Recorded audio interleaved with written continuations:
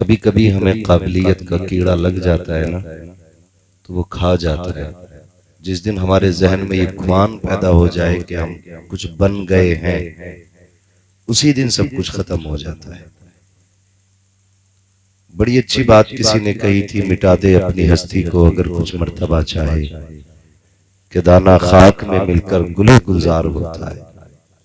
एक मैं ही नहीं, मेरे जैसे सैकड़ों को हजरत ने जो मिट्टी थे हाथ लगा के सोना बनाया।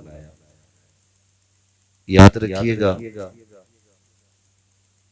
कभी भी अगर अल्लाह उरूज बख्शे या कामयाबी आपका मुकद्दर हो जाए, तो अपने आप को इतना बड़ा न समझ बैठना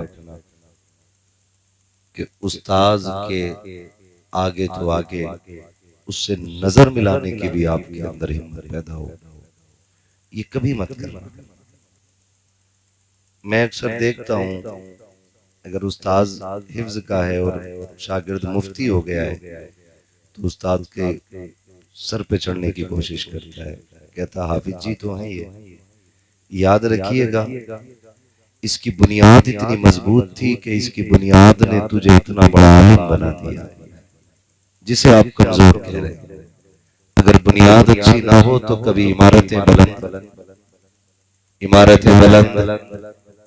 जोर से इमारतें बुलंद नहीं होती हैं। ये मेरा मोहल्ला बेदार है, अल्लाह करे ये भी जाग जाए। मैं आपसे बहुत ज्यादा कुछ नहीं कहूंगा, क्योंकि आप खुश नसीब हो उस सरजमीन पर रहते हो जिस सरजमीन को मेरे उस्ताद के कदमों से निस्बत है। वरना हम तो वो होकर जिद पे आ जाए तो फिर पत्थर भी बोलने लगते हैं। आपसे इतनी गुजारिश है, बात समझ में आएगी तो बोलेंगे ना, बोलेंगे इंशाल्लाह, बोलेंगे इंशाल्लाह।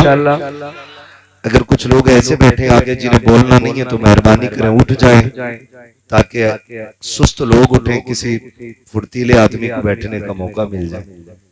आप कम से कम ये सोचें, आप बैठे हुए और कई लोग खड़े होकर सुन रहे हैं, तो कम से कम बैठने ही के शुक्राने में बोल दें जरा सुभान अल्लाह। अब भी आपसे ज्यादा तेज आपके पीछे से आ रही है। भाई आप मेरी बात सुने थोड़ा, ये मोबाइल जो आप लिए बैठे ना, रात दिन सुनते ही रहते हैं, थोड़ा आज जेब में रख के फेस टू फेस मुलाकात का मौका मिला है तो फिर सुन लिया जाए। ठीक है जी, सुनेंगे ना इंशाल्लाह। और जो आगे वाले लोग हैं ना, इनकी थोड़ी सी ज्यादा जिम्मेदारी है। डिस्प्ले अच्छी होती है ना तो फिर मार्केट पूरी अच्छी लगती है, डिस्प्ले खराब हो तो फिर कंपनी का माल भी कोई नहीं खरीदता है। तो जो सामने बैठे थोड़ा सा बेदार रहे, और जो लोग खड़े हैं उनके लिए मैं दुआ कर दूं, जो बैठे हैं उनके लिए मेरे हजरत बाद में दुआ फरमा देंगे।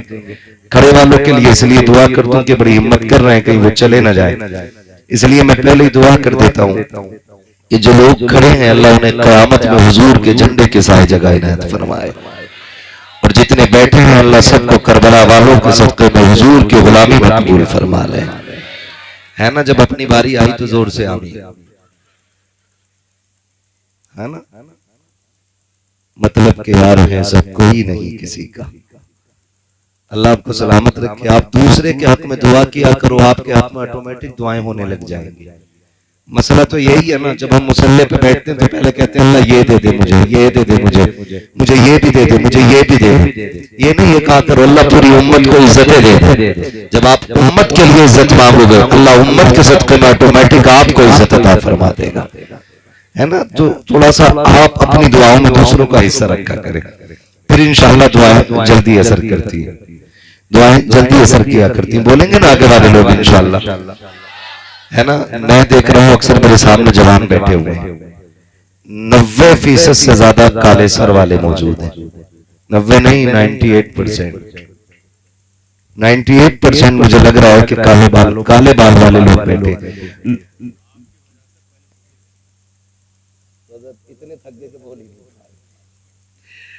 अल्लाह आपको सलामत रखे। ये मेरे उस्ताद गिरामी का हुक्म था। वाकई इनके हुक्म के आगे ना फिर हमें सांस लेने की गुंजाइश नहीं रहती है। और ये सच्ची बात है कि लोग कहते हैं भाई, अभी कह रहे थे हाफिज साहब के नसीब है हमारा आ गया। मैंने कहा नसीब आपका नहीं है, मसला कुछ हो रही है। हजरत का हुक्म था, हालांकि मैं आपको बता दूं कि दिसंबर तक बीच में सांस लेने तक की अभी गुंजाइश नहीं है। तो जो बीच में आराम के बिना 10, 15, 20 दिन के बाद 1-2 दिन आराम का होता है और फिर हजरत का हुक्म हो गया आना है तो फिर आना है। बस हजरत का हुक्म था, चला आया। मैं जानता हूं कि हजरत के लिए एक रात का थकना जिंदगी भर की थकावट से बचा सकता है। तो यही है, मिटा दे अपनी हस्ती को अगर कुछ मर्तबा चाहे, कि दाना खाक में मिलकर गुने गुजार होता है। अल्लाह आपको सलामत रखे, मोहब्बतों से बैठे और जो खड़े हैं इनसे मेरी एक गुजारिश है, घर जाना तो माँ के कदम चूमना, बाप के हाथ चूमना और कहना माँ तेरे दूध का कमाल था, अब्बा तेरी हलाल कमाई के लुकमों का कमाल था। सबने बैठ के जलसा सुना था, मैंने खड़े होकर मदीने वाले की बातें सुनी थी। इंशाअल्लाह जो लोग खड़े हैं तो ये माँ बाप का शुक्रिया अदा करेंगे इस खड़े होने के मामले में भी।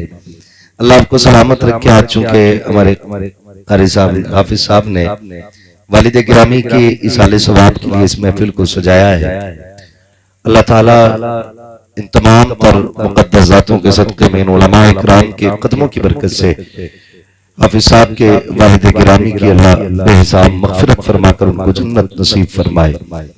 यकीन करें ये महफिलें इतनी बाबरकत होती हैं, इतनी बाबरकत होती हैं कि जो इस महफिल में आ जाता है बख्श दिया जाता है। जब बख्श दिया जाता है तो फिर अगले दिन तौबा का मामला। तो सुने मेरे प्यारे, बख्श तो दिए जाते हैं, अहम होता है उस बख्शिश को बचा के रखना। आप आके बैठ गए हो, अल्लाह आज की रात के सदक़े में इस महफिल के सदक़े में सबकी मग़फ़िरत अपने करम से फरमाएगा। लेकिन मजा तो तब है कि जब सुबह में उठ करके कोई ऐसा काम न किया जाए जिससे अल्लाह नाराज हो। ये सबसे ज्यादा जरूरी काम है। तौबा की 1000 बार मगर करके तोड़ दी, तौबा है मेरी आज से तौबा ना करूंगा। तो थोड़ा इस चीज से भी बचें कि हम रोज तौबा करते हैं और फिर तोड़ बैठते हैं। अल्लाह ने ये महफिल नसीब से अता की है, मुकद्दर से अता की है।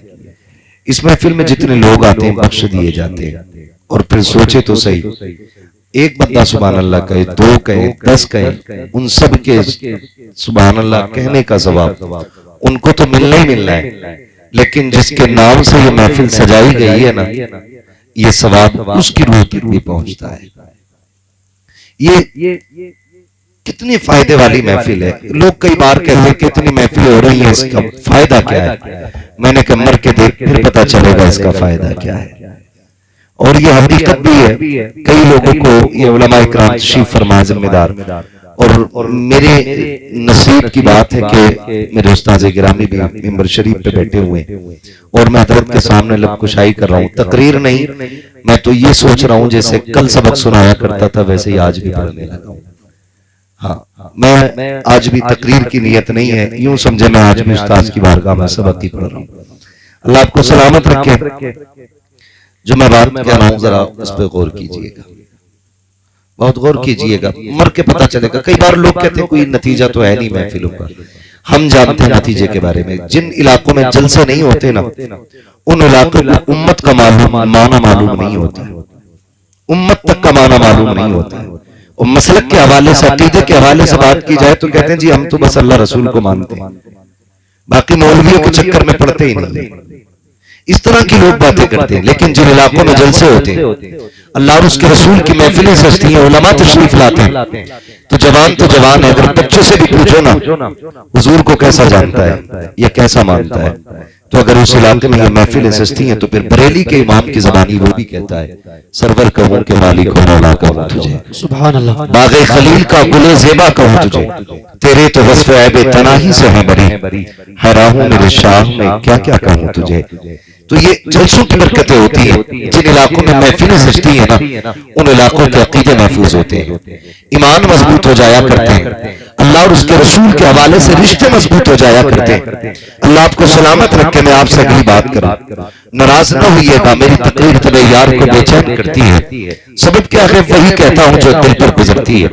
और मैं बोलने में डरूंगा बिल्कुल नहीं, क्योंकि मैं अपने उस्ताद का बनाया हुआ। सारे रूठ जाओ फर्क नहीं पड़ता है, जिसने मुझे उंगली पकड़ के चलाया वो मेरे साथ है। मुझे आपके नाराज होने से मतलब नहीं है, बस कोशिश ये है कोई रूठे तो रूठे, मदीने वाला ना रूठे। ये ड्यूटी हमारी है, आप तक बात पहुंचानी है। यकीन करें मेरे उस्ताद गिरामी ने भी फरमाया,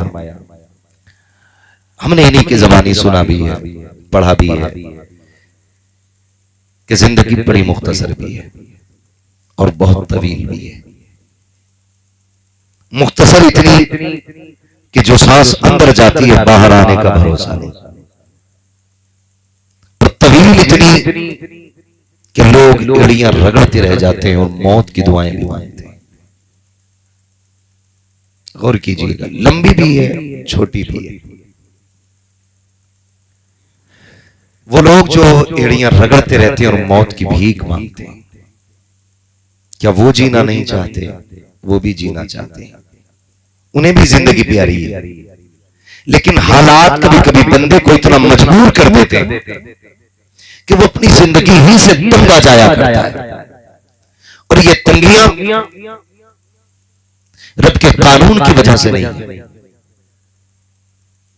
उसने रास्ते मसदूद नहीं किए, इसलिए कि वो सिर्फ पैसे का मालिक नहीं, वो हवा का भी मालिक है। जो ऑक्सीजन हवा के अंदर है वो उसका भी मालिक है। अगर सिर्फ हवा रोक देना 5 सेकंड के लिए, पूरी दुनिया तबाही में आ जाएगी। अगर वो ऑक्सीजन खत्म कर देना 1 मिनट के लिए, पूरी दुनिया मुसीबत में मुब्तला हो जाएगी।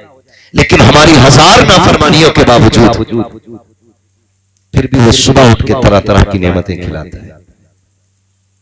पूरी रात नाफरमानियों में गुजारी हमने, एक सिजदा उसको नहीं किया, लेकिन 10 बजे आंख खुली, दस्तरखान पे क्या नहीं था? मक्खन पराठे भी थे, दूध भी था, घी भी था, तरह तरह के फल भी थे। ये किसकी नेमत है? ये रब की नेमत है। वो चाहता तो सबको जहरीला बना देता, फिर जानते कि तू किस चीज को छू सकता था। अगर वो हवा में जहर खोल दे तो फिर मजाल है कोई सांस ले सके। अगर वो फलों के अंदर जहर खोल दे, खाना तो बड़ी बात है, कोई छूने तैयार नहीं। जिन चीजों के अंदर उसने जहर रखा है लोग करीब नहीं जाते। सांप के अंदर जहर है, नाम से डर जाते हैं। बिच्छू के अंदर जहर है, नाम से डर जाते हैं। ये भी तो उसी की पैदा की हुई मखलूक है, लेकिन उसकी बारगाह में सजदे शुक्र अदा कर। उसने मां के सीने से साफ सुथरा दूध तुझे पिलाया, उसमें कोई गंदगी नहीं है। उसने मिट्टी के अंदर से पेड़ उगाया, पेड़ के अंदर से बाल निकाली, बाल के अंदर से दाना निकाला, फिर उसको तुझे रोटी और चावल की शक्ल में खिलाया, उसमें कोई गंदगी नहीं है। जमीनों के अंदर से, मिट्टी के नीचे से पानी निकाला। लोग केमिकल लगाते घूमते हैं, पानी ऐसे ठीक होगा, ऐसे ठीक होगा। एक ने कहा हजरत जी ठीक रहना तो आरओ लगा लो, आरओ लगा लो। आरओ की जब तहकीक की तो पता चला आरओ इतना आरओ है कि जो उसे लगा लेता वो बीमार हो जाया करता है। का ये इतना क्लियर कर देता है पानी को कि उसके अंदर से विटामिन खत्म कर देता है। मैंने कहा अफसोस है, आरओ के चक्कर में घूमने वालों, अपने रब की नेमतों का शुक्रिया अदा करो। खुदा की कसम ये बीमारियां पैदा होती जा रही हैं, लोग नाक टप खा रहे हैं, अच्छे से अच्छी ग़िज़ाएं खा रहे हैं। मैं आज भी कह रहा हूं, जितनी तरह तरह की नेमतें आज के मजदूर को मिल रही है, कल के बादशाहों को मैसर नहीं थी। जितनी कीमती ग़िज़ाएं आज का मजदूर खा रहा है, कल का अमीर उतनी अच्छी ग़िज़ाएं नहीं खाता था।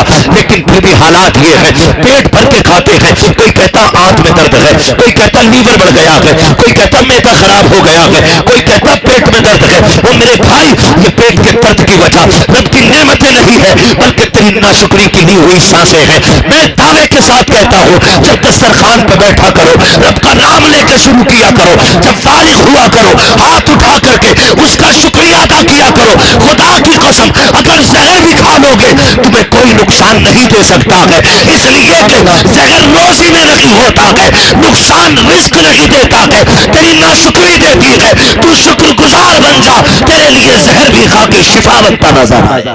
सुभान अल्लाह, सुभान अल्लाह। इसलिए हम अपने रब का नाम खाने पीने से पहले भी लिया करें। हम कहीं ना कहीं भूल गए। हमारे उस्ताद ने हमें बचपन में पढ़ाया, सिखाया, खाने से पहले हाथ धोया करो। हाथ धो के आ रहा है तो कह रहा तौलिया किधर है, तौलिया किधर है? क्या बात है, तरक्की याफ्ता दौर है। आपने खाना खाया, खाने से पहले ही आपने हाथ धोए, तौलिया छू ली, तो क्या उसके अंदर के बैक्टीरिया आपके हाथ पे नहीं लगे? सुन्नत तरीका यह है जब खाना खाने के लिए हाथ धो लिए तो फिर किसी कपड़े को उससे न छूए। खाना खाने के बाद जब हाथ धोए तो फिर तौलिया का इस्तेमाल आप करें।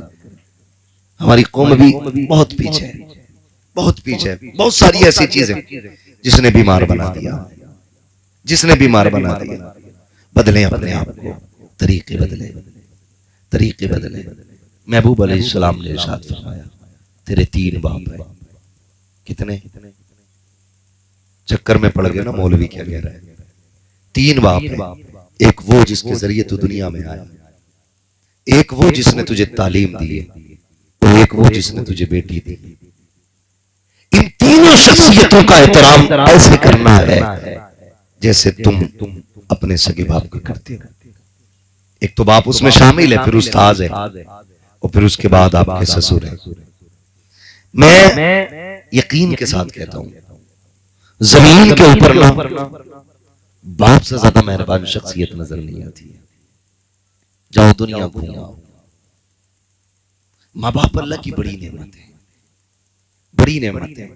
घर की बहार इनसे है, जिंदगी की खुशियां इनसे हैं। आप कितने भी कीमती कपड़ा पहन लें, अगर देख के और नजर उतारने वाली मां ना हो ना तो कीमती कपड़ा बेकार है। और आप पैबंद लगा कपड़ा पहन ले और सामने से मां मत्था चूम के कहे मेरे लाल तुझे किसी की नजर ना लगे, खुदा की कसम आप दुनिया के सबसे बड़े अमीर आदमी, सबसे अमीर आदमी, सबसे अमीर आदमी अगर आपके पास मां है और बाप है। आज ना हमें कदर नहीं है, कदर नहीं है। मैं सच्ची बात बताऊं, हमने ये महसूस किया है। मेरे उस्ताद गिरामी भी मदरसे में पढ़े, हम भी पढ़े, सारे लोग पढ़े। हम घर जब आते थे ना छुट्टियों में तो माँ को पता लग जाता था बेटा घर आ रहा है, तो वो आने से पहले खाने का इंतजाम कर देती थी। मेरे लाल को क्या पसंद है, अभी हम घर आए नहीं है, घर आने से पहले हमारी पसंद के खाने बन गए। आके बैठे माने चूमा, तारीख पढ़ लो और जाओ दुनिया घूम आओ, जाकर के दुनिया घूम आओ। आप परदेश से कमा के आओ ना तो सब हिसाब पूछते हैं। बेटा कहेगा अब्बा मेरे लिए क्या लाए, बेटी कहेगी अम्मा अब्बा मेरे लिए क्या लाए, बीवी कहेगी सफर ठीक रहा, कमाई ठीक थी, लेकिन माँ बाजू पकड़ के कहेगी मेरे लाल खाना टाइम पे नहीं खाता था, सूख गया, मेहनत ज्यादा की है, लगता है मेरा बेटा रातों रात ज्यादा है इसलिए कमजोर होता जा रहा है। दुनिया की नजर तेरी जेब पे होती है, माँ की नजर तेरी सेहत पे पड़ती है।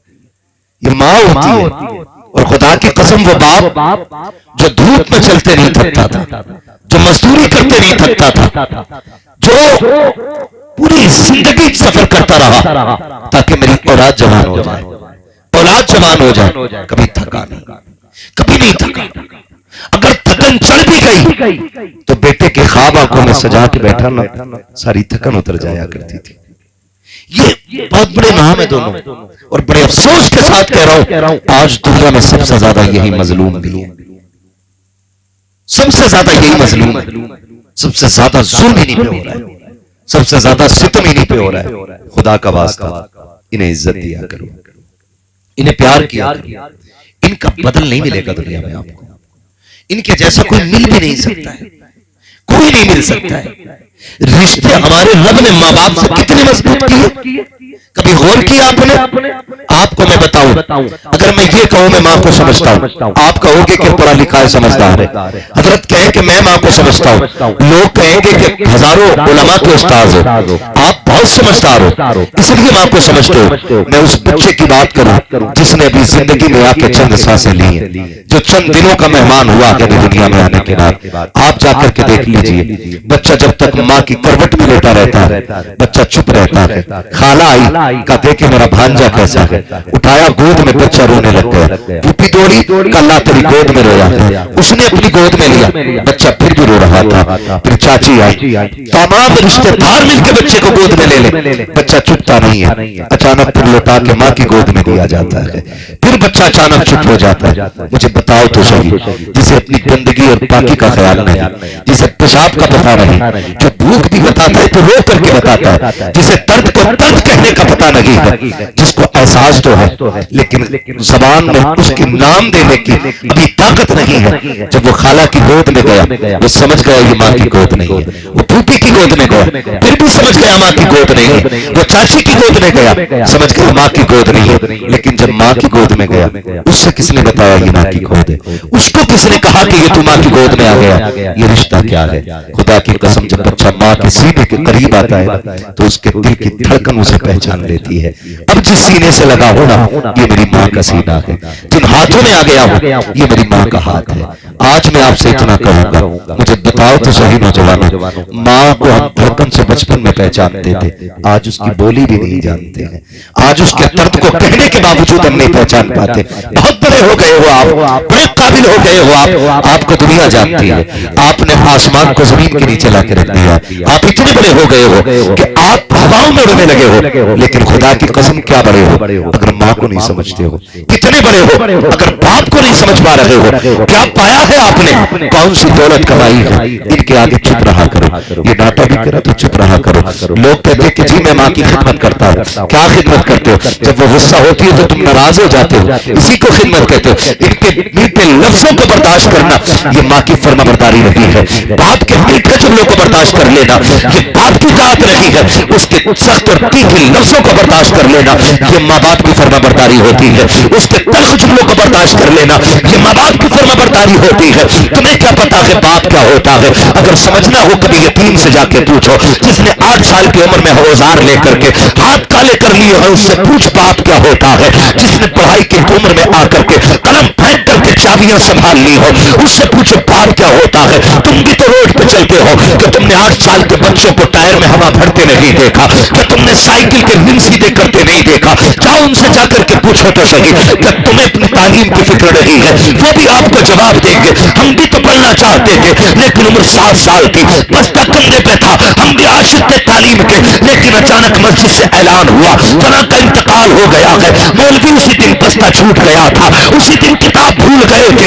हम घर में आए दौड़ते दौड़ते, सामने बाप का लाशा पड़ा था। हम भूल गए हैं कि जिम्मेदारियों के सामने तालीम क्या होती है, कलम क्या होता है। जब हमने बाप के पीछे से फुर्सत पाई, लोग दावतें खाते गए। मेरी माँ ने कहा था बेटे अब क्या करेगा? मैंने कहा बस्ता मदरसे में रह गया है। माँ ने कहा नहीं नूरे में जरूरत तेजी कर, देख तो सही बहन 10 साल की हो गई है, तेरी उम्र 8 साल आ गई है। अगर तू अपनी कलम उठाएगा बहन की जिम्मेदारियां कौन पूरी करेगा? हमने उसी दिन बस्ता फेंक दिया, मंडी में आकर के मजदूरी करने लग गए। और तुझे क्या पता है बाप क्या होता है? तूने तो जवानी बाप के साए में पाई है। उन यतीमों से पूछो जिनके पैर में जूतियां लगी होती है, मंडी में खरीदो फरोख्त किया करते हैं, बाप क्या होता है? कभी उनसे पूछो जो होटलों में तुम्हारे झूठे बर्तन उठाते हैं, बाप क्या होता है? कभी उनसे पूछो जो गालियां खाकर के तुम्हारी नौकरी किया करते हैं। आज कहते हो क्या हो गया, बाप ने मेरे लिए क्या किया है? खुदा की कसम, जिनके सर पे बाप नहीं होते हैं वो जवानी को तरस जाया करते हैं, खुशियों को तरस जाते हैं। मुझे बता तो सही, बाप को समझो। अगर सर पे बाप है, बाजार में गए, जिस चीज पे तूने हाथ रखा बाप ने उठा के गोद में डाल दी। जिस चीज को तूने कहा मैं मुझे चाहिए, बाप ने खरीद के दे दी। बेटे ने कहा मुझे फला देश जाना है, बाप ने टिकट करा दिया। मगर पूछ कभी यतीम से, वो मंडी तो मंडी, बाजार तो बाजार, अगर फलों की दुकान से गुजरता है तो नजरें चुरा के गुजरा करता है। क्या यतीम नहीं चाहता कि सेब खाना? क्या उसका मन नहीं होता है कि वो भी जूस पिए? वो भी चाहता है, लेकिन पीछे मुड़ के देखता है तो कंधे पे हाथ रखने वाला बाप नहीं होता है। सारी हसरतें गर्दन में दब के रह जाया करती है अगर बाप चला जाता है। खुदा का शुक्र अदा करो अगर रब ने बाप जैसी दौलत से नवाजा है। जब दुनिया से थक के आ जाओगे सारे ठुकरा देंगे, कोई सीने से नहीं लगाएगा।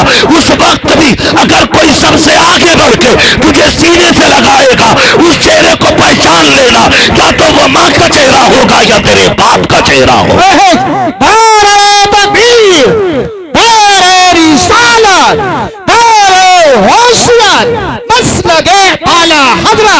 हजरत अल्लामा मुफ्ती हम्माद रजा शाही किबला उलमाए सुन्नत आवाज जिंदा। तवज्जो है, चलूं आगे। कड़वी तो नहीं लग रही ना बातें। दवा जितनी ज्यादा कड़वी होती फायदा उतना ज्यादा होता है। बर्दाश्त कीजिए, बर्दाश्त कीजिए। ये बाप होता है, समझे? बाप की कमी देखें कितनी बड़ी होती है। जिस दिन बाप का जनाजा उठता है ना, ऐसा लगता है सर से आसमान हट गया। माँ चली जाए तो लगता है जैसे पैर के नीचे से जमीन खिंच गई।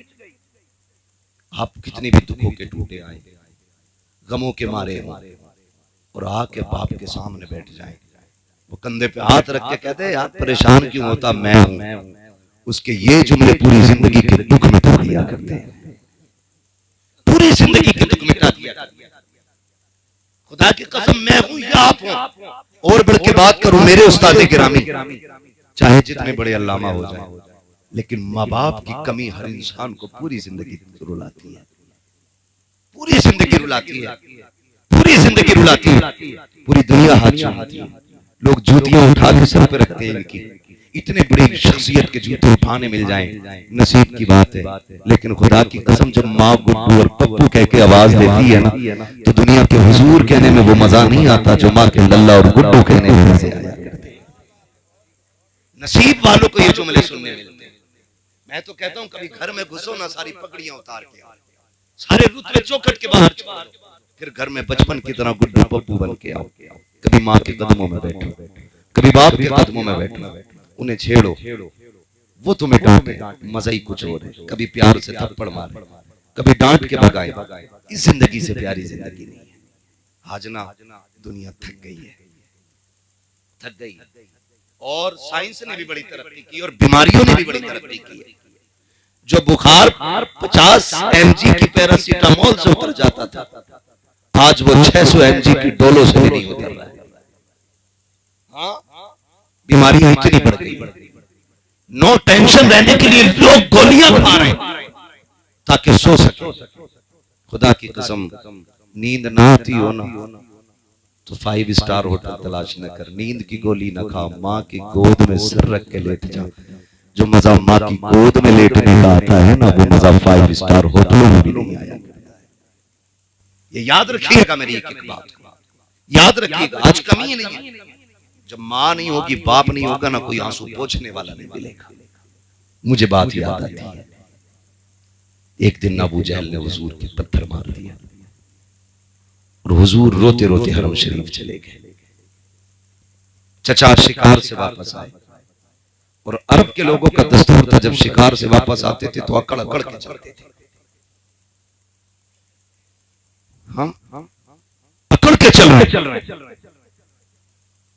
रास्ते में चंद बादियां खड़ी थी। उन्होंने कहा अगर इसे पता चल जाए ना इसके भतीजे के साथ क्या हुआ तो ये अकड़ ना भूल जाएगा। पूछा क्या हुआ?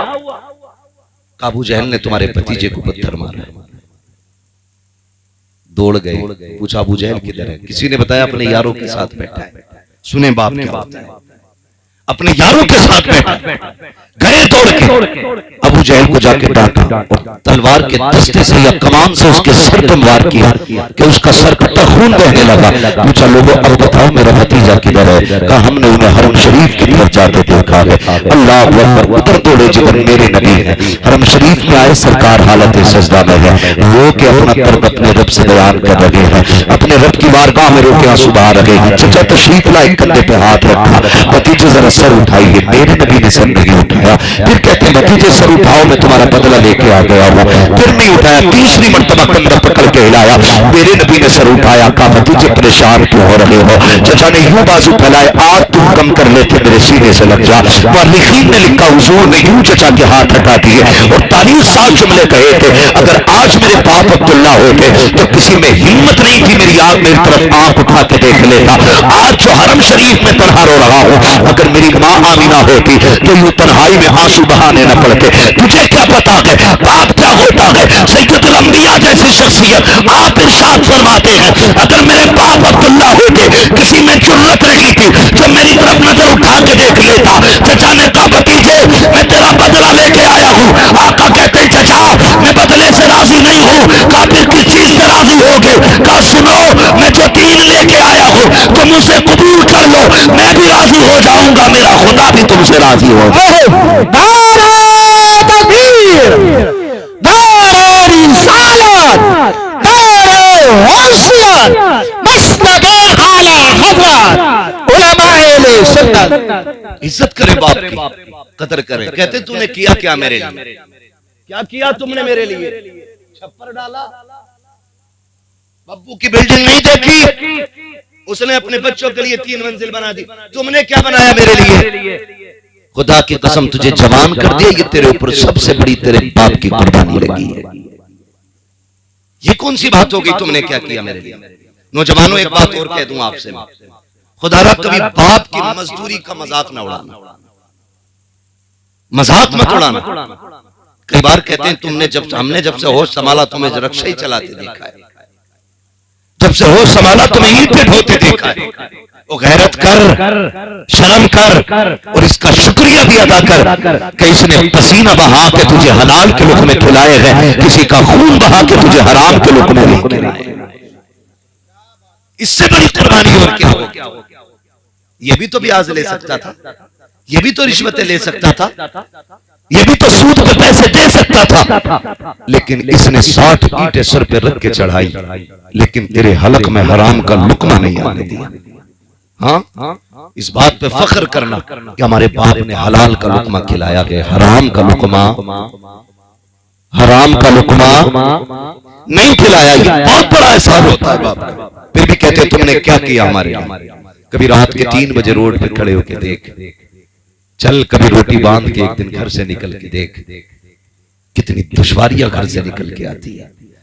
तो 2 दिन बाप की रोटी लेके चला जाए तो झुंझुला जाता है, कहता है नौकर समझ रखा, वहां जाके 5 मिनट खड़ा होना पड़ता है, अड्डे पे 10 मिनट बस का इंतजार करो, फिर 20 मिनट खड़े होके जाओ। गैरत नहीं आती तुझे? 3 दिन में थकन चढ़ गई। ये बाप ने 22 साल तेरे लिए रोज इसी तरह सफर करके गुजारे हैं, क्यों भूल गया है? आज तुझे बाइक में असर है, ये तो पैदल भी चला है, साइकिल तो उसको जिंदगी के आखिरी लम्हों में मैसर हुई है। तू मोटरसाइकिल पर भी कहता मैं थक जाया करता हूँ। ये बाप की कुर्बानी हुआ करती है जो तुझे इतना बड़ा कर दिया है, उसके बावजूद भी तुम कहा करते हो तुमने मेरे लिए किया क्या है? और मेरे भाई, अगर बाप को समझना है, आधार कार्ड से सिर्फ उसका नाम हटा के देख। खुदा की कसम, मुआशरे में कोई तुझे बैठने तो क्या है, इज्जत से कोई तुझे देखने तैयार नहीं होगा। इज्जतें भी तब मिला करती है जब हमारे साथ बाप का नाम जुड़ा होता है। हमारे कार्ड के अंदर अगर बाप का नाम है तब हमारा आधार मोतबर होता है, अगर बाप का नाम नहीं है हमारा आधार मोतबर नहीं है, जिंदगी मोतबर नहीं है। खुदा की कसम, अगर इज्जत का सबसे बड़ा रखवाला कोई होता है तो वह बाप की जात होती है। कभी उसे जलील न करना, अल्लाह तौफीक दे और हो सके तो उसके नाम पे जिंदगी भी कुर्बान कर देना, अपनी इज्जत को भी कुर्बान करके देना। सुभान अल्लाह। नारे तकबीर, नारे रिसालत, मसलके आला हज़रत उलमाए अहले सुन्नत, नाफिले सारे तवाब, नारे तकबीर, नारे रिसालत। सुभान अल्लाह। बाप होता। मैं माजरत के साथ अर्ज करूं, हजरत वो लोग जिन्होंने अपने बच्चों को हाफिज कारी बना लिया, उनके बच्चों को ये तमीज होती है कि इंतकाल के बाद भी वो बाप के साथ लगे रहते हैं, माँ के साथ लगे रहते हैं। वरना अगर नहीं पढ़ाया, हमने मौलवी नहीं बनाया, अब्बा मर गया ना, तो सगा बेटा उसके बदन के कपड़ों को छूने तैयार नहीं होता। सगा बेटा छूने तैयार नहीं होता। यहां तक कि जिस चारपाई पे बाप ने आखिरी सांस ली थी, कहते इसे फकीर को दे दो, क्योंकि इस चारपाई पे अब्बा का दम निकला, डर लगता है इस पे लेटते। उसके उतारे छोड़े हुए कपड़े, मेरे उस्ताद गिरामी बैठे, हाँ इनसे पूछिए कि बाप के छोड़े हुए कपड़े बेटा पहन सकता है, लेकिन नहीं पहनता। उसकी छोड़ी हुई दौलत तो बड़ी जल्दी जेब में रख लेते, उसके कमरे पे भी कब्जा कर लेंगे। अब्बा का कुर्ता नहीं पहन रहा, नहीं डर लग रहा है कि गुस्ल देना बेटे आए, नहीं मैं नहीं जाऊंगा भाई। क्यों? क्योंकि हम समझ नहीं पाए। बड़ी बेवफा दुनिया है, इतनी बेवफा दुनिया जो कंधों पे बैठा कर आज मरने के बाद उसे छूने तैयार नहीं, जो अपने मुंह में चबा चबा के खिलाता रहा, आज मरने के बाद उसके ऊपर पानी डालने तैयार नहीं। हम इतने बेवफा। जो तुम्हारे आने के इंतजार में रात रात भर जागता रहता था, आज उसके लिए तुम 2 मिनट कब्र पर ठहरने तैयार नहीं। क्या हक अदा करेंगे माँ बाप का हम? क्या हक अदा करेंगे? चलो रोड पे चलो, सर्दी की रातों में देखो 11-11 बजे तक बूढ़ा बाप अड्डे पे खड़ा मिलता है। कैसे बैठे हो चाचा? हम लोग चलते हैं ना रात में गाड़ियों से, बुजुर्गों को हमने देखा, चाचा बैठ ले गाड़ी में। कहा नहीं मुझे जाना कहीं नहीं है। कहा यहाँ क्यों खड़े हो? कहा बेटा काम पे गया था अभी आया नहीं। तो 11 बजे तक ना आए तो बाप रोड पे निकल आता, मेरा बेटा क्यों नहीं आया? हम इतने बेवफा हो गए, उसकी आंखें बंद क्या हुई, हमने चेहरे फेर लिया, रिश्ते ही टूट गए हमारे। बेटा पानी तक डालने तैयार नहीं बाप के जिस्म पे। मैं नहीं डालूंगा, मुझे डर लग रहा है। कफन का भैया ये पहनाओ जिसे पहनाना। यहां तक कि कई तो ऐसे बदबख्त बेटे होते हैं जो बाप के जनाजे तक में शामिल नहीं होते, नमाज में शामिल नहीं होते, खड़े रहते पेड़ के नीचे। हजरत पूछे नमाज पढ़ाई जाए, बजाय इसके कि सफ में से आवाज आती पेड़ के नीचे से आती है, पढ़ाओ जी। ये कौन बोला? कि ये बड़ा बेटा। क्या फायदा तेरी औलाद होने का भाई? कितने कम नसीब हैं जो सगे बाप के जनाजे तक में नहीं आ सकते। तुम क्यों नहीं आया? कपड़े सही नहीं है। जब कपड़े सही नहीं थे तो जनाजे में ही क्यों आया? ये पाक लोगों का काम है, साथ भी पाक लोग चले, नमाज भी पाक ही पढ़ेंगे, कब्र में भी पाक। हम तो इतने मोहताज लोग हैं, अपने जनाजे में किसी भाभी को शामिल नहीं होने देते। तुम गंदे कपड़े पहन के बाप के जनाजे में आ गए, पेड़ के नीचे खड़ा हो गए। नौजवानों आपसे एक बात कह जाऊं, खुदा करे कि हर बाप की उम्र लंबी, मगर अगली बात कहूं कि ये भी दुआ मांगा करो अल्लाह हमारे कंधों को हमारे बाप के जनाजे की तौफीक भी देगा। कई बार दौलत की भूख बाप के जनाजों से बच्चों को इतने दूर ले जाती है कि लाइव अब तो जनाजा देखते हैं, वीडियो कॉल करके देख रहे। कहां बेटा? कोयत में। कहां बेटा? दुबई में है। कहां बेटा? फ्रांस में है। क्या करोगे ऐसी दौलत का यार, जो सगे बाप के जनाजे में शामिल ना हो सके? तो इन्हें वक्त दो, इनके पास बैठो, टाइम लगाओ इनके साथ, इनसे बातें किया करो। ये कोशिश करें, सारे कोशिश करें, वरना कोई जिंदगी में जिंदगी नहीं। क्यों जा रहे हो दुबई? गाड़ी लेनी है, हवेली ऊंची करके बनानी है, कल जब आएगा हवेली तो होगी, लेकिन देख के मुस्कुराने वाला बाप नहीं होगा। एक वीडियो वायरल किया गया, कोई 10 साल में लौटा है बाहर से, वो कब्र से लिपट लिपट के रो रहा था। लोग लाइक कर रहे थे, कमेंट कर रहे थे, लोग सब्र की तालीम दुआएं दे रहे थे। मैंने कहा ये तो उस दिन मर गया था जिस दिन बाप के जनाजे में नहीं आया। तुम क्या सोचते हो? ये मोहब्बतों के तकाजे, ये प्यार के तकाजे। आपसे मेरी इतनी गुजारिश है, मुमकिन हो सके ना तो माँ बाप के इर्द गिर्द ही रहना, दाएं बाएं ही रहना, उनसे दूर ना रहना। खुदा करे उनके आखिरी जुमले तुम्हारे कानों से टकराए, उनकी कोई तमन्ना हो तुम पूरी कर दो और वो मुस्कुराते मुस्कुराते दुनिया से जाए। महबूब फरमाते हैं क़यामत में सारे जन्नत को ढूंढेंगे और मैं उनको ढूंढूंगा जो दुनिया में जिनके माँ बाप उनसे राजी होकर गए थे। मैं उनका हाथ पकड़ के खुदा की बारगाह में लाऊंगा, उसका हिसाब आसान कराऊंगा, फिर हौज़े कौसर को ले जाके जाम पिलाऊंगा। कहते फिर हाथ पकड़ के उसे खुद जन्नत में छोड़ के आऊंगा। ये माँ बाप के खुश करने वालों फरमा बरदारों के लिए इतनी बड़ी महबूब की तरफ से खुशखबरी। लेकिन हमें हुआ क्या? हमें क्या हो गया?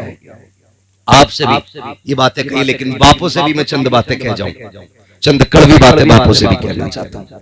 खुदारा आपसे भी इतनी गुजारिश है, आप भी मेहरबानी करें। आप पे भी बेटों की कुछ जिम्मेदारी है, आप पे भी औलाद की कुछ जिम्मेदारी है।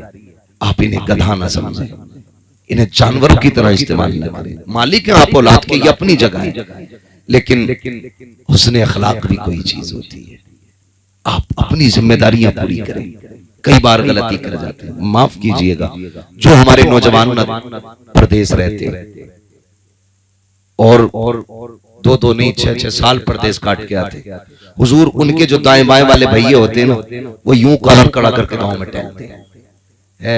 8वीं मंजिल पे खड़ा है, वो झुलका रहा चारों तरफ के इसकी बिल्डिंग, जबकि इसने 1 फुटी कौड़ी नहीं कमाई है, सारी मेहनत उसकी लगी है जो दुबई में पड़ा है। और इसका कॉलर खड़ा है, ये यूं टहल रहा आस्तीन में चढ़ा के।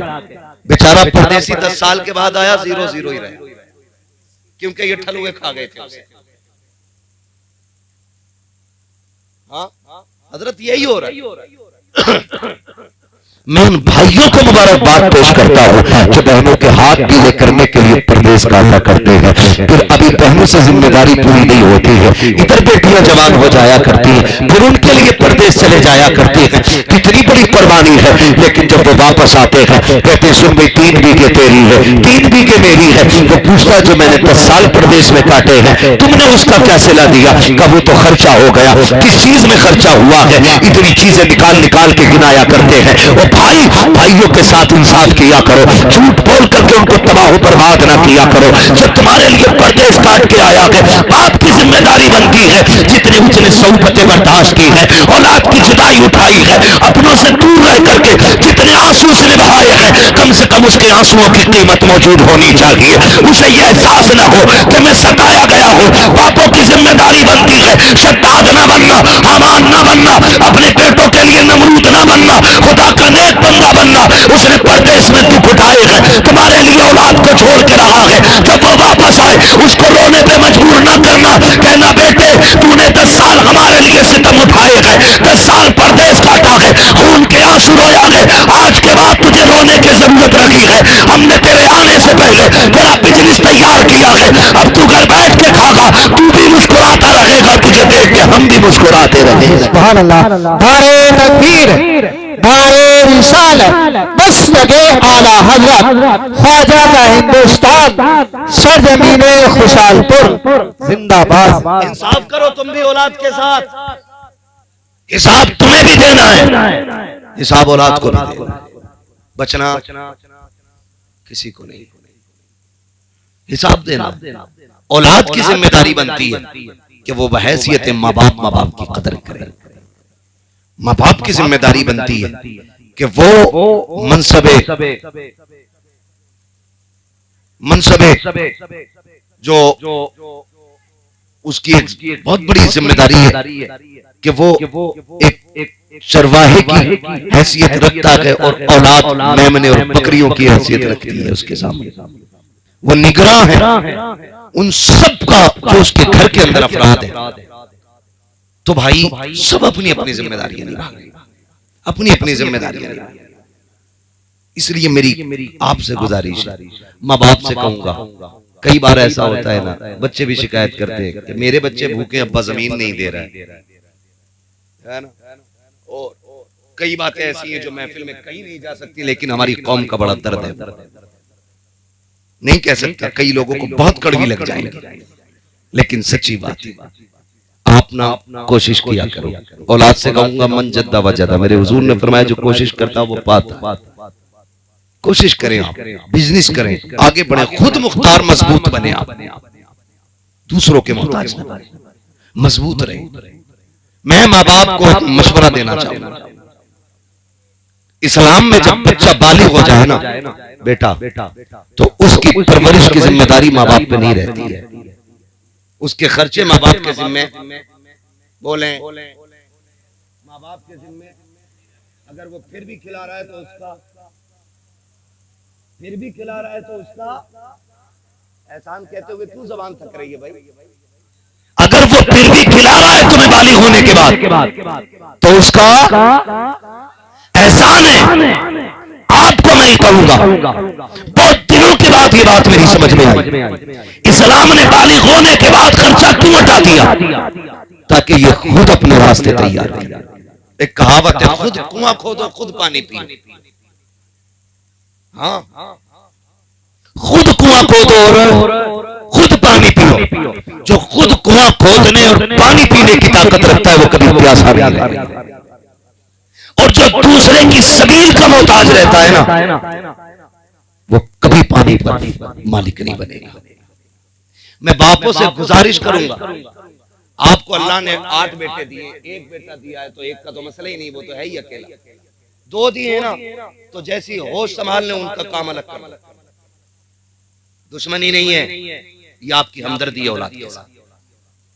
आप 10 साल जब तक वो पढ़ रहा है, पढ़ाना चाहते पढ़ाइए,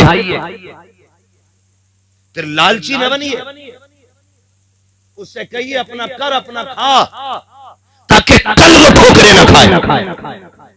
यही इस्लाम का मिजाज है, यही हमारा दीन सिखाता है।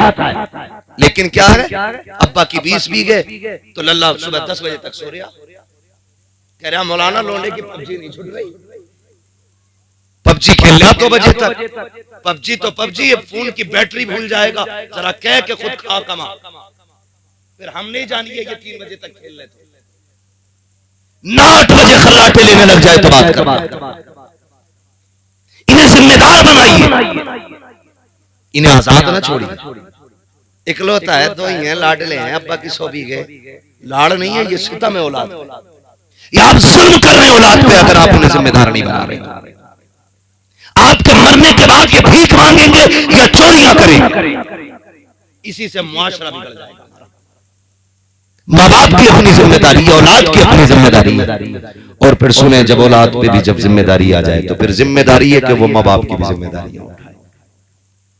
ये फिर हमारी तरफ पलट के जिम्मेदारी आ रही है, जो बचपन में उन्होंने हमारे लिए किया, अब हमारी जिम्मेदारी है वो हम बुढ़ापे में इनके लिए। ये तो वो बाप था जिसके जरिए हम दुनिया में, अब उस बाप की बात करूं जिसने हमें पढ़ाया। आपसे छोटी सी गुजारिश, अगर उस्ताद हाथ न थामे तो हम मिट्टी के डेले के सिवा कुछ नहीं, मिट्टी के डेले के सिवा हम कुछ नहीं। अगर ये कलम न थमाए तो हमें साइन करने नहीं आएंगे, अगर ये एक जुमले को 100 बार न कहलवाएं तो हमें बोलना है। हाँ, लोग कहते हैं तोते को पढ़ाना पड़ता है, तोते को क्या खाक पढ़ाना पड़ता है, तोता चंद सांसों में पड़ जाता है, पढ़ाना तो इंसान का होता है। कभी गौर करना इन बातों पे जो मैं कह रहा हूं, पढ़ाना तो इंसान का होता है। भाई तोता लट्टू है और वो बिना सोचे समझे ही आपकी नकल करता है, लेकिन जहां सोचने समझने की ताकत भी हो, अच्छे बुरे की तमीज भी हो, फिर उसे पढ़ाना और पढ़ाना, अच्छा पढ़ाना, ये बहुत बड़ा कमाल होता है, बहुत बड़ा कमाल। मैंने अभी पहले कहा कि उस्ताद अगर हाफिज जी है तो शागिर्द इज्जत करने तैयार नहीं है, कि मैं तो मुफ्ती साहब हो गया। सुने, जो झुकना नहीं जानता वो आगे बढ़ना नहीं जानता है, जो झुकना जानते हैं वही उठना जानते हैं। आप झुकने के आदि बना, अल्लाह आपको उठा डालेगा, बुलंद करेगा आपको। कई बार ना है मुरीद हो गए पीर साहब से, तो हर जुमेरात जा रहा सलाम कर, हर जुमेरात अस्सलाम वालेकुम पीर साहब। पीर साहब बिठा ली बैठा, कह रहा वो पिछली बार जो गदक लाए थे ना टांडे से, उसमें बड़ी बरकत थी। उसने सोचा बरकत थी तो वो फिर अगली बार 3 किलो लाया। तो ये जो ऑटोमेटिकली बरकतें होती है ना, ये बढ़ती रहती है। लेकिन उस्ताद के यहाँ बरकतें नहीं होती, क्योंकि उस्ताद वो जौहरी होता है जो हीरे को नग बनाता है, जो सोने की बिस्किट को तोड़ मरोड़ के जेवर बनाता है, वो उस्ताद होता है।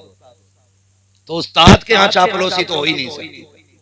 गलती करोगे अब भी डर लग रहा है, सच्ची बता रहा हूँ कसम से, हमें अब भी डर लग रहा है कि अभी भी वो हो सकता है कि थप्पड़ कहीं से भी पड़ जाए, क्योंकि यहाँ माफी नहीं होती। अगर डॉक्टर रहम करने लग जाए तो मरीज ठीक हो ही नहीं सकता। और जहां डॉक्टर ने जख्म पे पट्टी करी, चीरा नहीं लगाना, कहीं दर्द होगा तो भाई वो सड़ा देगा। और आजकल ये सड़ाने का काम कई पीर कर रहे हैं। खुद फैसला करना किसका पीर सड़ा रहा है और किसका पीर सजा रहा है, ये फैसले आपको करने। तो उस्ताद उस्ताद होता है। हर जुमेरात जा रहे हो, कभी हजरत को भी सलाम कर लिया करो। हजरत आ रहे तो निकल गया उधर को, हाथ में तुमने पड़े, मेरे पीछे 3 मुक्तदी आ रहे हैं। मुक्तदी है, कोई मलकुल मौत थोड़ी है। नहीं, मैं अल्लामा हाथ चूमूंगा तो मेरा कद घट जाएगा। गधे, इनके हाथ चूमने से कद घटा नहीं करते, कद बढ़ा करते, कद बढ़ा करते। अल्लाह इज्जतें बख्श देता है। वो एक उस्ताद ने शागिर्द से कहा, यार मेरे जूते ला। गया, उसने देखा हजरत के जूते पे गर्द लगी, उसने कपड़ा ढूंढा, मिला ही नहीं। उसने दामन लिया और यूं रगड़, और सीने से लगा के खड़ा हो गया। उस्ताद ने कहा पगले ये जूते हैं, सीने से लगा के खड़ा है, तेरे कपड़ों पे धब्बा लग जाएगा। उसने कहा मेरे कपड़े तेरे जूतों से लगने वाली खाक से ज्यादा तो कीमती नहीं है। उस्ताद ने इतना सुना आंख में आंसू आ गए, फरमाने लगे चल आज तूने मेरे जूते उठाएंगे, तादमे अजीज तो जमाना तेरे जूते उठाता रहेगा। ये चंद जुमले तो तकदीर बदल देते। इन जुमलों के पीछे पड़ो। हाँ कभी खिदमत करें, खिदमत बुलंदियां देती है। तो एक वो जिसने तुझे इल्म दिया, एक वो भी तेरा बाप है, उसकी भी हमेशा इज्जत करनी है। तीसरे बाप पे बात कर लूं, वक्त मुकम्मल होने लगा है। तीसरा बाप वो है जिसने तुझे बेटी दे दी, जिसने तुझे, क्यों डर रहे हो इस जुमले पे? क्योंकि अब्बा कहें कैसे 10 लाख तो पहले मांगे बैठे मुझसे, खून तो पहले ही पी लिया इस अब्बा का, 20 चाहिए वरना बारात लौट जाएगी। तब कहां था ये अब्बा? जब भात लेने की बारी आवे ना तो झुक के कहवे अब्बा तारीफ पता है भात की। इसे कहते हैं गधे को बाप बना, फूक के चाटना। मेरे भाई माशरे को आसान करो, बेहतर करो माशरा। फरमाया एक वो है जिसने तुझे बेटी दे दी। आसान काम तो नहीं था, चैलेंज है मेरा। कोई है जो अपनी 2 साल की बेटी 10 लाख में बेच ले? है कोई तुम्हारे बीच में जो 5 साल की बेटी 20 लाख में बेच ले?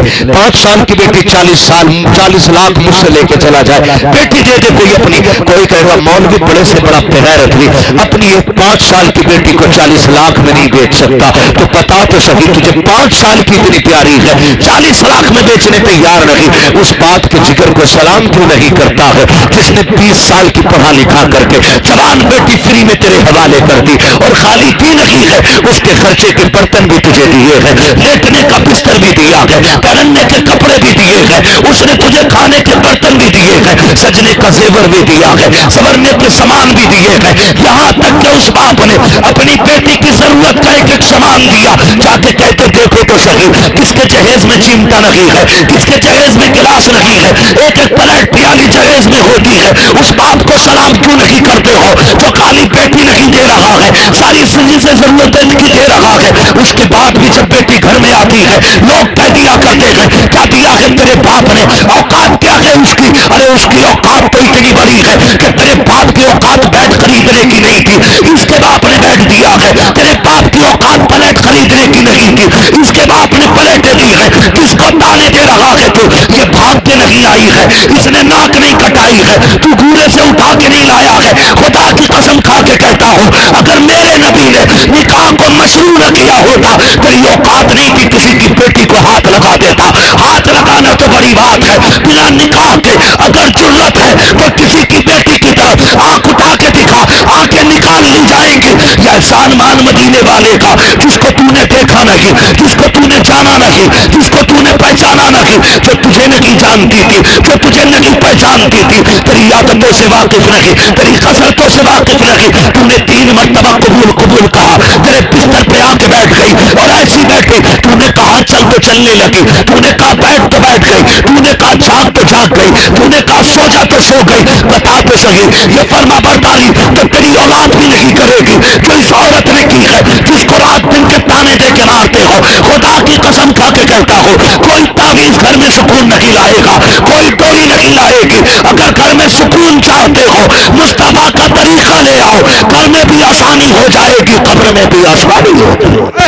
धारे तकबीर, धारे तकबीर, धारे रिसाला, बस लगे आला हजरत उलमाए सुन्नत हजरत अल्लामा मुफ्ती हब्बाब रसाई किबला उलमाए सुन्नत धारे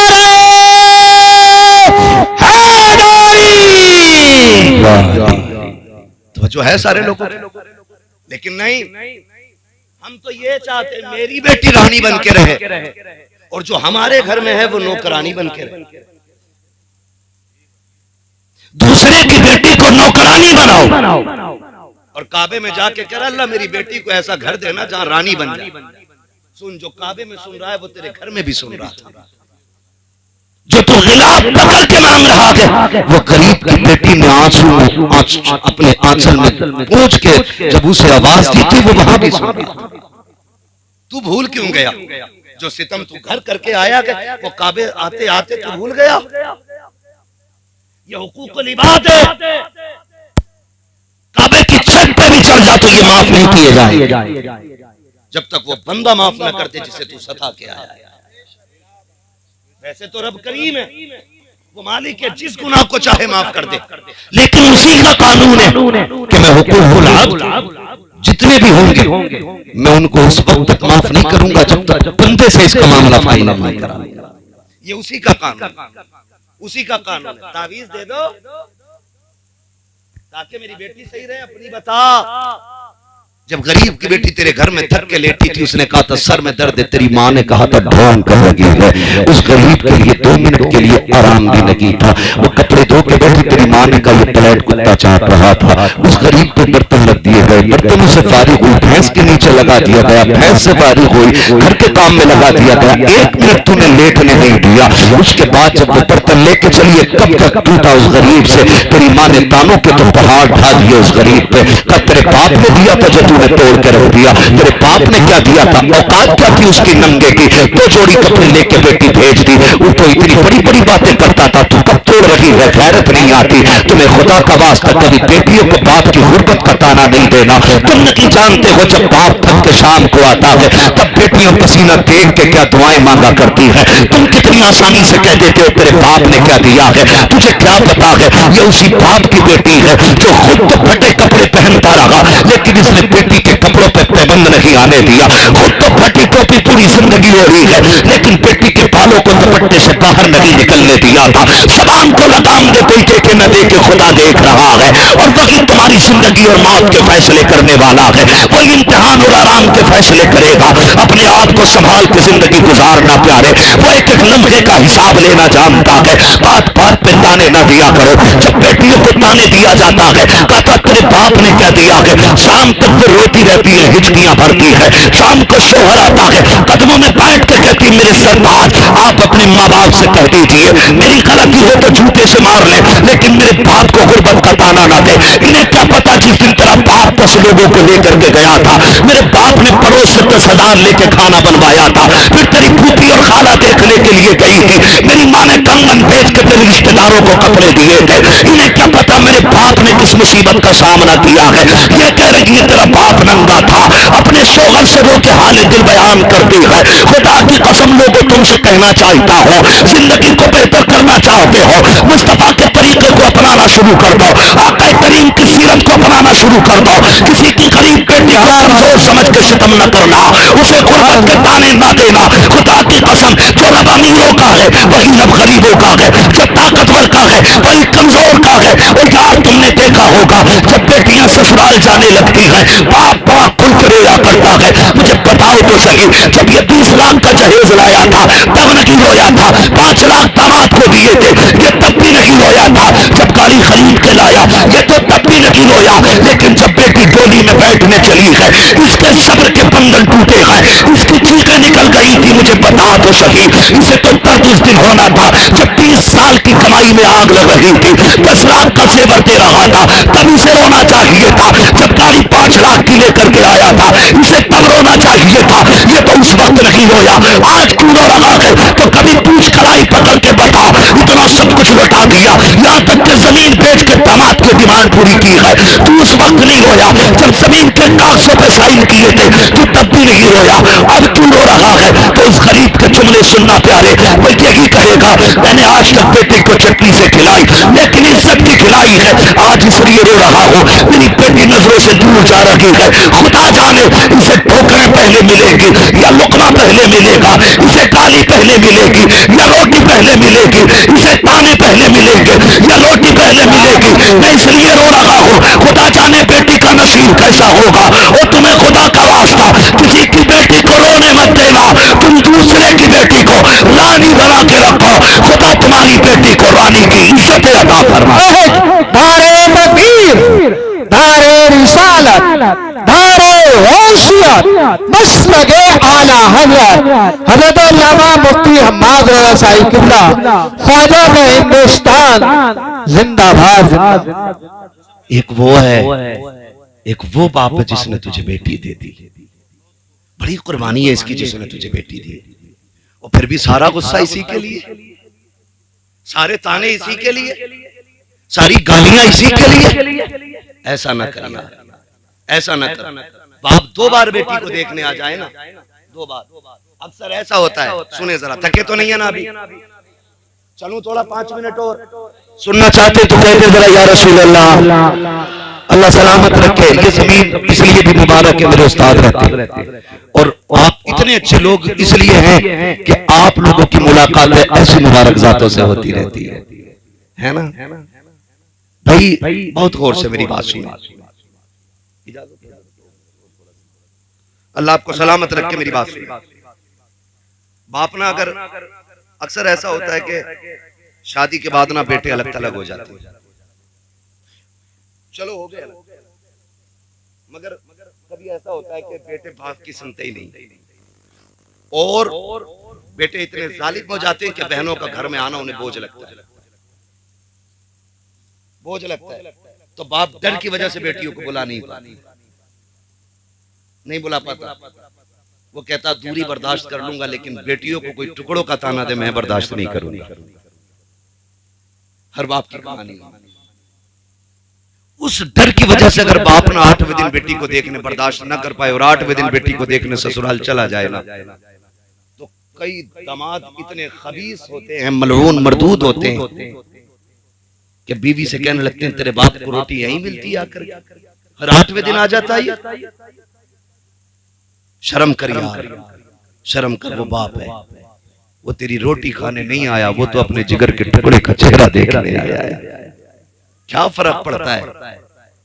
वो तो इसे देख के भूख ही भूल जाता है, उसे तो रोटी की याद ही नहीं रहती जब बेटी सामने आ जाती है। हाँ, वो तो ताने दे रहा है, हराम की रोटी खाने आ गया, हराम की रोटी खाने आ गया, और फिर कह रहा बरकत नहीं हो रही है, तावीज नहीं, पूरा मियां लटका ले, कुछ नहीं हो। गलत नहीं कह रहा हूं, अगर रवैये ऐसे हैं, पूरा मियां लटका ले गले में फंदा डाल के, उसके बरकत का एक कतरा नहीं है। हुजूर की सुन्नत बना लो, खुदा की कसम रहमतें तेरे घर में डेरा डाल। क्या तरीका है? तुम तो सगे ससुर को कहते हो हराम का खाने आ गया, हराम का खाने आ गया। मेरे नबी उजरे में लेटे, उम्मुल मोमिनीन सैयदा आयशा सिद्दीका रज़ी अल्लाह ताला बाहर काम कर रही सहन में, हुजूर कमरे में लेटे, इतने में दरवाजा बजा। कौन अंदर आ जाए? एक बूढ़ी औरत अंदर आई। तवज्जो है ना? सुन रहे हैं ना गौर से? ऐसा तो नहीं बिला वजह पसीना बह रहा है। अल्लाह करे आज की इस महफिल से मेरे उस्ताद किरामी की बरकतों से ये सबक आपके दिल में उतर जाए जो मैं बता रहा हूं। अंदाज़े बयां मेरा बहुत शौक नहीं है, शायद कि उतर जाए तेरे दिल में मेरी बात। सुने बहुत गौर से जो मैं कह रहा हूं। कहती है कि दरवाजा खुला, एक बूढ़ी औरत अंदर आई, यूं हाथ रखा उसने, वो कहने लगी आयशा तेरा घर वाला नजर नहीं आ रहा? कहते हैं कि मैं अभी कुछ जवाब दे पाती, हुजूर ने उसकी आवाज सुनी, इतनी तेजी से उठे कि तैबत संभालते हुए बाहर तशरीफ लाए, और हुजूर उस खातून के साथ बैठे। बहुत देर तक सरकार बातें करते हैं। मुझसे फरमाने लगे आयशा घर में कुछ है? मैंने कहा जी या रसूल अल्लाह, कहीं से खजूरें आई हैं। फरमाया ले आओ। कहती मैंने खजूरें दे दी। और कुछ है? कहा दूध भी। कहा वो भी ले आओ। कहती मैंने दूध का प्याला भी दे दिया। कहती कोई कपड़ा है? मैंने कहा हुजूर एक यमनी हरीर की चादर है। फरमाने लगे वो भी ले। कहती मैंने वो भी दे दी। कहा और कुछ है? एक का जोड़ा और था, वो भी दे दिया। और जब वो जाने लगी तो हुजूर रोते हुए रुखसत करके आए। तवज्जो करना नौजवान, अल्लाह करे जिंदगी हमारी हुजूर की जिंदगी की तरह हो जाए, उनके तरीके की तरह हमारे तरीके हो जाए। बहुत गौर से सुनना। कहती हुजूर जब रोते हुए पलटे ना हुजरे में, कहती मुझ में हिम्मत तो नहीं हुई कि मैं उठ के हुजूर से पूछूं। मैं काम में लगी रही। मैंने सोचा शाम को जब हुजूर के बिस्तर पे जाऊंगी तब महबूब से पूछूंगी हुजूर ये औरत कौन थी। कहती मैं ये सोच के काम में लगी रही, इतने में हुजूर के हुजरे से हिचकियों की आवाज आई। कहती जब हुजूर की हिचकी सुनी तो मैं बर्दाश्त न कर सकी, मैंने छलांग लगाई, दौड़ के हुजूर के बिस्तर पे आ गई। महबूब ने हाथ रखे आंखों पे, रो रहे हैं। कहते मैंने कलाई हटाई जाके तो रुखसार आंसुओं से तरे, दाढ़ी भीग गई है मेरे नबी की। कहते मैंने कहा हुजूर रो रहे? खुद मेरे आका इरशाद फरमाते, आयशा तुम सोच रही थी ना, सोच रही थी ना तुम कि मुझसे पूछोगी इससे मेरा रिश्ता क्या है? अभी कहा नहीं उम्मुल मोमिनीन आयशा सिद्दीका ने, अभी सोचा ही था बैठे बैठे। महबूब कह रहे हैं आयशा तुम सोच रही थी ना कि इस खातून से मेरा क्या रिश्ता है और मैंने इसके लिए ये सब कुछ क्यों किया? आका करीम फरमाते सुने आयशा, ये मेरी खदीजतुल कुबरा की सहेली है। जब ये आया करती थी मेरी खदीजा इसके साथ वही करती थी जो आज मैंने किया है। वो इसको खिलाती थी पिलाती थी, जब जाने लगती थी तोहफे दिया करती थी। आका इतना सब कुछ कर दिया। कहते हैं हाँ मैंने इसलिए किया है ताकि मैं वो करूं जो खदीजा ने किया है, इससे उसकी सहेली राजी हो जाएगी। अगर इधर सहेली राजी होगी उधर कब्र में मेरी खदीजा की रूह भी मुस्कुराने लग जाएगी। सुभान अल्लाह, सुभान अल्लाह। हमने तो जाने के बाद भी रिश्ते ऐसे निभाए हैं, हमने तो जीते जी ना आप काट लिए अपने रिश्तेदारों की। क्यों? खुदारा बदले अपने आप को। डॉक्टर इकबाल ने कहा था कि मोहम्मद से वफा तूने तो हम तेरे हैं, ये जहां चीज है क्या लोहो करम तेरे है। हाँ खुदी को कर बुलंद इतना कि हर तकदीर से पहले खुदा बंदे से खुद पूछे बता तेरी रजा क्या है। आप अच्छे तो बनो, फिर खुदा की कसम अगर जमीन पे जन्नत के नक्श नजर ना आए तो बात करें। जमीन पे जन्नत के नक्श नजर आए। मैंने 3 बापों के हवाले से बात की, इंशाअल्लाह जिंदगी रहेगी तो फिर कभी माँ के हवाले से बात करूंगा। मेरे महबूब ने फरमाया तेरे 3 बाप हैं, एक वो जिसके जरिए तू दुनिया में आया, एक वो जिसने तुझे पढ़ाया, एक वो जिसने तुझे अपनी बेटी दे दी। ये 3 है, इनका एहतराम करना है, इनका एहतराम करना है। इनके आगे कभी ऊंची आवाज नहीं करनी है, इनके आगे कभी अकड़ना नहीं है, इनके आगे कभी आंखें नहीं निकालनी है। ये बाप है तेरे और ये रूठ गए हैं ना, मैंने दिल बड़ा नर्म किया, बड़ा नर्म किया। रूठे हैं ना तो एक बार आ जा, तेरी 100 गलतियों पर पहली नजर में पर्दा डाल के तुझे माफ कर देंगे। नसीब वाले जिनके घर में माँ बाप इज्जत करे, कदर करे, उनको राजी करे और अपने लिए जन्नत के रास्ते आसान करे। कोशिश ये करें कि माँ बाप का हक ना मारा जाए, माँ बाप का हक ना मारा जाए। माँ बाप ये कोशिश करे औलाद के ऊपर सितम ना हो, नाजायज दबाव ना हो, ज्यादती ना हो, वरना अल्लाह सबका हिसाब लेने वाला है। आप बच्चों के बाप हैं, रब तुमसे भी बड़ा है, वो सबके ऊपर है, सबके ऊपर हाकिम है। वो सबसे हिसाब लेगा, सबसे आगे हिसाब लेगा। इसलिए मेरी गुजारिश है रिश्ते अच्छे करें। हमारे हज़रत के साहबजादे का हुक्म है कि हुजूर का शजरा भी आखिर में बयान कर लेना है ना। मैं भोजपुर गया था, इत्तेफाक से नहीं हो सका था उस दिन, तो पकड़ लिया, कहने लगे वहां तो नहीं हुआ था, यहाँ होगा। मैंने कहा हुजूर हम भी यहाँ आप ही के कहने से हैं, आप कहें तो खाली शजरा ही सुना के चले जाए। हुक्म और मेरे उस्ताद के शहजादे हैं और मेरे लिए लायक सदीज़ तकरीम है, क्योंकि ये मेरे शेख के बेटे हैं। हुक्म है इसलिए मैं हुजूर का शजरा बयान कर दे रहा हूँ, लेकिन मैं आपसे इतनी गुजारिश करूंगा जरा बोलने सुभान अल्लाह। मसवासी वालों, इससे ज्यादा शोर तो तीजे के चने में खो जाता है। बोले जरा सुभान अल्लाह।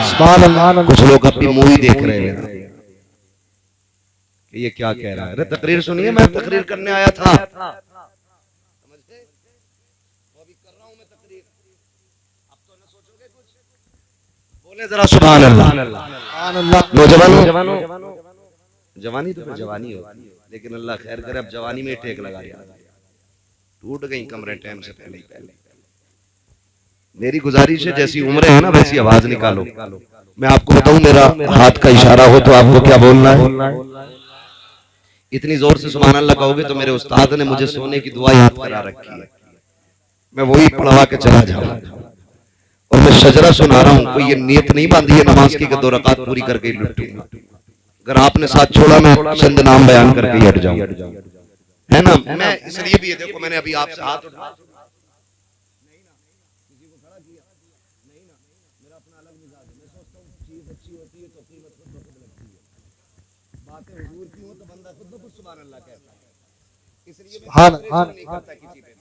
ठीक है जी, लेकिन अब मैं आपसे कह रहा हूँ सुभान अल्लाह कहें, उसमें मेरा मतलब है, उसमें मेरा मतलब है, मेरा मतलब यह है कि मैं जब शजरा बयान करूंगा, नाम लूंगा ना, सांस लंबी होगी, जब दम घुटने लगेगा तो मैं सोचूंगा सांस लूं, उस बीच में कुछ ना हो तो आप अल्लाह की तस्बीह बयान करके कह दें सुभान अल्लाह। जब हाथ का इशारा होगा तभी आपको जोर से बोलना है। क्या बोलना है? देखो जी, ऐसा ना करो कि ये चार ताकतवर लोग हमारे कमजोरों का काम चला रहे हैं। अगर अभी हजरत की तरफ से ग्लूकोज बटने लगे ना तो कमजोर सबसे आगे होंगे, कहेंगे मैं सबसे ज्यादा है ना। तो ये ना करें, ये बज़्म में है यहाँ कोताह दस्ती में है महरूमी, जो बढ़कर खुद उठा ले हाथ में मीना उसी का है जी। तो हिस्सा सबका अपना अपना है, और मैं अपना शजरा नहीं हुजूर का शजरा बयान करने लगा हूं और अपने शेख के साहबजादे के हुक्म पे बयान कर रहा हूं। अब आप ना भी बोलेंगे मुझे बयान करना है, मुझे इनकी फरमाबरदारी करनी है, आपकी ताबेदारी नहीं। अगर बोलेंगे तो साथ हो जाएगा, नहीं हो गया तो फिर सोच लीजिएगा हम अकेले ही अपनी मंजिल पर जाएंगे। बोले सुभान अल्लाह। आदम के बेटे शीश, अल्लाह सलामत रखे, जो बोल गए सुभान अल्लाह आज की रात के सबके अल्लाह उन्हें हुजूर के मदीने की हाज़िरी नसीब फरमा दे। जो और जोर से सुभान अल्लाह बोले अल्लाह उनके माँ बाप के साथ मदीने की हाज़िरी नसीब फरमा दे।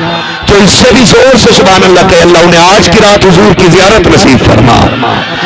आदम के बेटे शीश, शीश के बेटे यानस, यानस के बेटे कैनान, कैनान के बेटे महलाइल, महलाइल के बेटे व्यारत, व्यारत के बेटे इदरीस, इदरीस के बेटे मुतवश्शिक, मुतवश्शिक के बेटे लबकने के नाम, लबकने के नाम के बेटे नूह के बेटे शाम, शाम के बेटे ज़ुल्हाद, ज़ुल्हाद के बेटे शाले, शाले के बेटे आबिर, आबिर के बेटे दाता, दाता के बेटे रावा, रावा के बेटे शारू, शारू के बेटे नाखुर, नाखुर के बेटे तारिक के बेटे इब्राहिम खलीलुल्लाह, इब्राहिम खलीलुल्लाह के बेटे इस्माइल ज़बीहुल्लाह, इस्माइल ज़बीहुल्लाह के बेटे केदार, केदार के बेटे अवाम, अवाम के बेटे अमल, अमल के बेटे साबित, साबित के बेटे सलमान, सलमान के बेटे रईसा, रईसा के बेटे इलियासा, इलियासा के बेटे ओदेद के बेटे हव्वा, हव्वा के बेटे अदनान, अदनान के बेटे मोइद, मोइद के बेटे नदान, नदान के बेटे मुदर, मुदर के बेटे इलियास, इलियास के बेटे मुदरिका, मुदरिका के बेटे खदीमा, खदीमा के बेटे किनाना, किनाना के बेटे नदर, नदर के बेटे मालिक, मालिक के बेटे फार, फार के बेटे गालिब, गालिब के बेटे लुई, लुई के बेटे काब, काब के बेटे मुर्रा, मुर्रा के बेटे किलाब, किलाब के बेटे कुसै, कुसै के बेटे अब्दे मनाफ, अब्दे मनाफ के बेटे हाशिम है,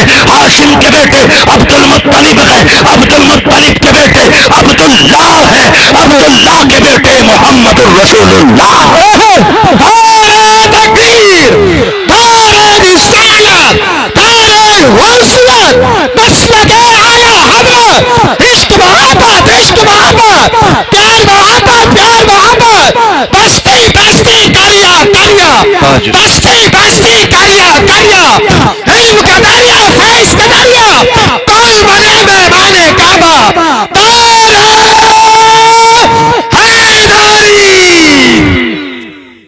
अल्लाह आपको सलामत रखे।